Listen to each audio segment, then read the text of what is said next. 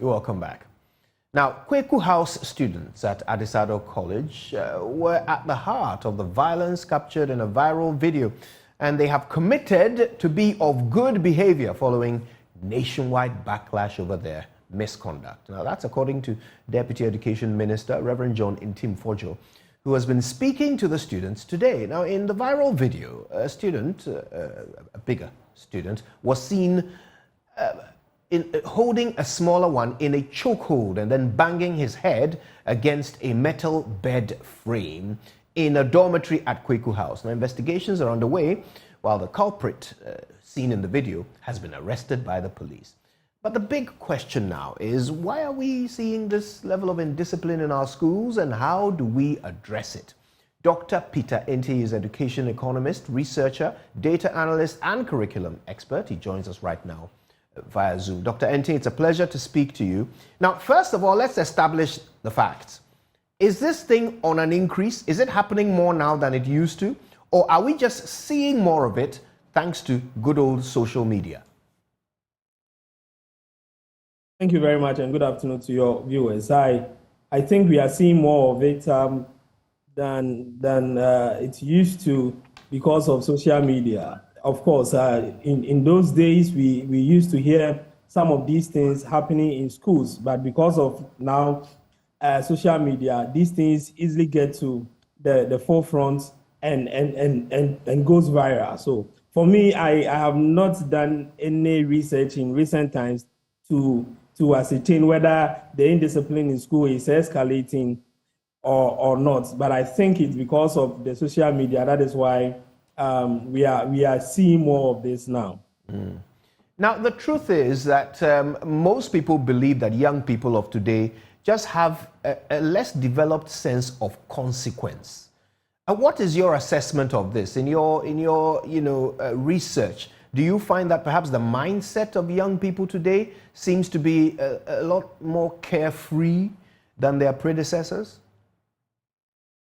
I think that the system that we are building seems to give a certain level of freedom to young people as compared to those days. The spirit, the communal spirit that used to engulf the development of the child. During those periods, what used to happen is that the child begins a socialization process from the house and then is handed over to the school system, and society collectively helps to mold the child. In recent times, most of our families are not able to have time for their children. So the child socialization process sometimes starts from the school. So you see that kids as early as 6 months, 1 year, are taken to school to begin their education. It means, therefore, that these children learn how to talk, how to walk, how to do most of the basic things that they would have learned in the house, including the aspect of respect, discipline, civility, and all those things from the school, rather than from the house and from the community. And now from the social media, of course. So these are the things that are molding the behavior of our children in recent times. And if you are not careful, the family system and the communal system, which has broken down, if you are not careful, will lead to, or is leading to, the caliber of youth that we are seeing today. So the government is seeking to implement certain solutions. We've already heard that since the month of May, Ghana Education Service has been implementing this Dean of Discipline idea. How do you assess it? Do you think this is helpful? I speak to a lot of teachers, and the teachers tells me that they are handicapped in terms of giving the requisite kind of discipline to students. They seem to suggest that the taking away of the corporal punishment and other mechanisms that used to be in the school system is showing that the teachers are handicapped and they are powerless, and therefore students have a leeway in the various things that they do. I don't know that the thinking and the research works that went into the Dean of Discipline.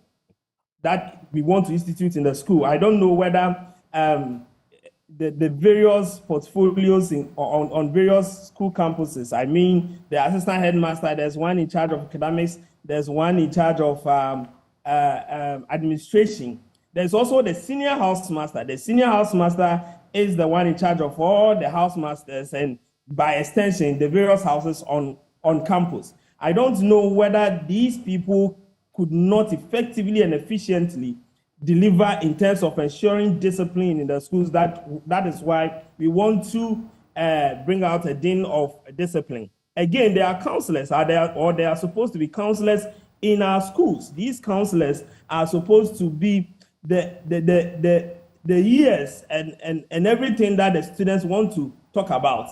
I don't know whether we have assessed the effectiveness of our counseling system in our schools, that we think that all these mechanisms, all these systems that we have in place are not sufficient enough to deal with the issues of discipline on campus, that we need another portfolio to deal with that. I am indifferent in terms of this decision, but I think that a lot of thinking should have gone through this, and I don't foresee this particular portfolio coming to have a much impact on indiscipline in our schools. I don't foresee that unless we do other additional things that we need to do.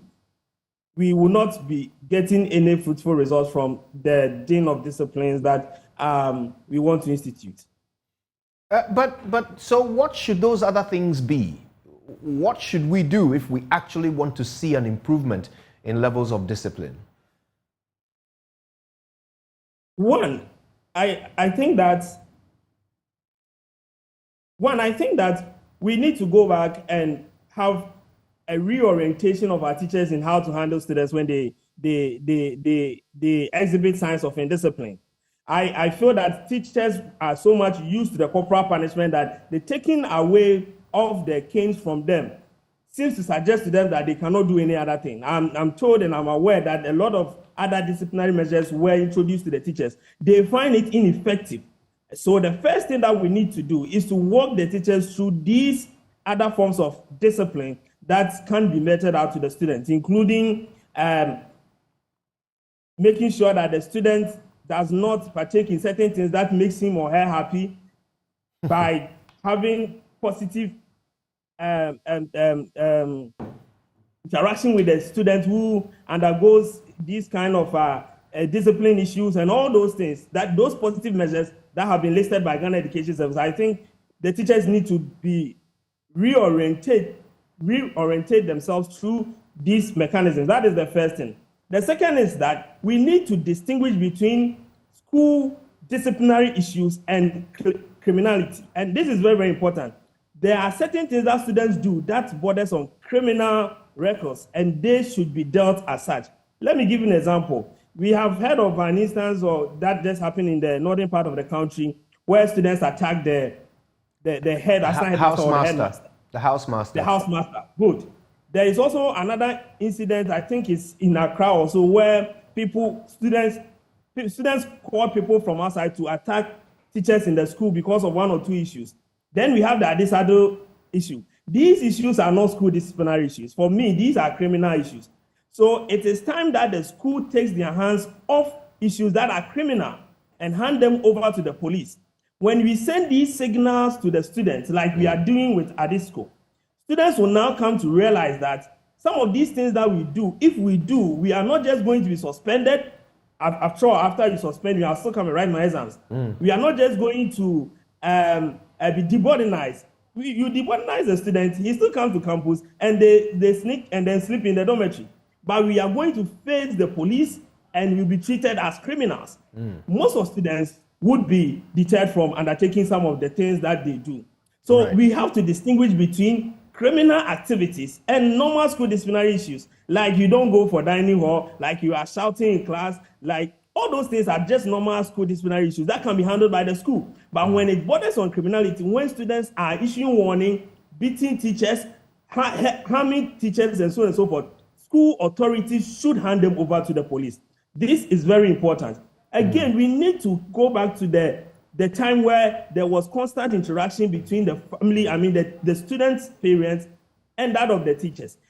We know that PTA, there have been a lot of issues with PTA, but I think that we need to go back and find ways and means to keep the constant interaction between the parents and the teachers, so that the parents will be abreast on regular basis of behavior of their wards. Some of these children, their parents don't know what they are up to on campus. And sometimes when you tell them that this is what your ward has done, the parents will come and tell you that I don't believe it. So we need to establish that kind of relationship, make sure we strengthen it, so that every now and then, apart from sending normal academic reports to parents, we need to send behavior reports to parents. Right. These reports will give parents an idea of the character of their children on campus, and it will help them also contribute to their quota to help to reforming that particular child. All right. Now, let's challenge the status quo for a minute. We're talking about the role the school has to play in instilling discipline. Up the point for me. Are you still with us, Dr. Enti? Do we still have Dr. Enti with us? I'm here. Okay. Now, Doc, I'm saying let's challenge the status quo for a moment. Okay. So we are talking about what the school needs to do to instill discipline. But the truth is, in that same school, there are thousands of students from different backgrounds. Some of them are doing the right thing. Some of them are not. They are being taught by the same teachers. They are being managed by the same housemasters and the same headmaster. But some are doing the right thing, some are not. The difference between them is where they came from. So is there not more of a role for parents and families to play in instilling the discipline that we are lacking in schools today? There is. You can never take away the family from the total makeup of the child in terms of his upbringing. And that is why I said earlier on that the socialization process, as we are taught in sociology, begins from the house. So parents have a role to play. Now, we also agree that some students or some people do not have the same behavior, the same character in the house and then out of the house. And that is why I've also indicated that interaction between the teacher and the parent is very crucial. But parents have a lot of work to do when it comes to their wards. Of course, they are the reason why we are moving up and down, working and getting the monies and other things. The children are the reason why we are doing all this. So in our attempt to also contribute a little to the development of the child, I think parents should make time for their wards. Parents should monitor the activities of their children, and parents should also constantly contact the teachers that teach their wards. Most parents do not do that. They only do that when, let's say, there's a problem or maybe there's an issue, but there should be constant interaction between the parents and the teacher. At least one or two teachers in the school, a parent should have their numbers and randomly call them to find out how the ward is doing. This one, you cannot do it with any form of legislation. It is a moral responsibility on the parents to ensure that this is done. But the problem is that some parents might not be able to do it. And that is why the system, the country, have 14 years of the child's life in school. 14 years of every young child's life in Ghana is spent in a school. 2 years at the kindergarten, 6 years at the primary school, 3 years at junior high school, and then 3 years at senior high school. 14 years. When you go to countries where they have been able to mold the behavior of their populace, they use their formal education system. And that is why sometimes some of us, we propose that we need to look at our educational system and use it to transform the child or the children that goes through it. Because it is the education that, the formal education that the child is exposed to. And when he goes there, there are things that the child is taught. The teacher sometimes becomes the god of the child. And whatever the teacher says, the child listens, even sometimes more than what the parent is saying. So we need to go back. And of course, we are doing curriculum reforms and other things. We have to look at how we are doing all these things, building morals, values, principles, practices, and other things that we cherish as Ghanaians. Let's push these things into our curriculum and ensure that once the child moves from KG to class 1 to class 2 to GHS to SHS, the child is consciously and intentionally walk through these principles that will mold the child's behavior. I'm not saying this will transform every child, but at least we will be able to get about 90% of these children obeying or moving or being reformed in a way that the country wants the children to be. Dr. Peter Anti, I want to say a big thank you to you for spending your afternoon with us. We appreciate your insights.